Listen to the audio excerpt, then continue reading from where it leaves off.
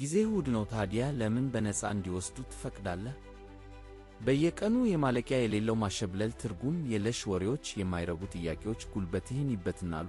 እነዚህ ሁሉ የሕይወትህ እውነተኛ ሌቦች ናቸው። ከባድ እውነት ነው፤ አንተ ካልተከላከለህ ማንም ጊዜህንና ጉልበትህን አይጠብቅልህም። ሕልምህን ለመገንባት፣ የወደፊት ማንነትህን ለመቅረጽ የምትጠቀምበት ሀብትህ ውስን ነው። ዛሬ የምታጠፋው እያንዳንዱ ደቂቃ፣ የምትሰጠው እያንዳንዱ ጉልበት ከነገ ማንነትህ ላይ የሚቀነስ ነው።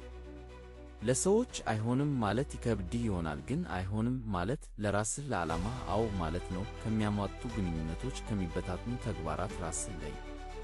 ብቻህን ሁን፣ ጸጥታን ፈልግ። እዚያ ውስጥ ነው ትኩረትህ የሚሰበሰበው። እውነተኛው ሥራህ የሚገነባው ያኔ ነው። ድምፅህ ለዓለም ከመድረሱ በፊት በውስጥህ የሚጠናከረው።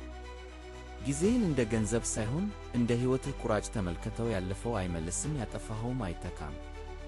ስለዚህ ከዛሬ ጀምሮ ጊዜህንና ጉልበትህን በጽናት ጠብቅ። የእያንዳንዱን ደቂቃ ዋጋ እወቅ፣ ምክንያቱም የምትመኘውን ሕይወት የምትገነባው በዚህ ውድ ሀብትህ ነው።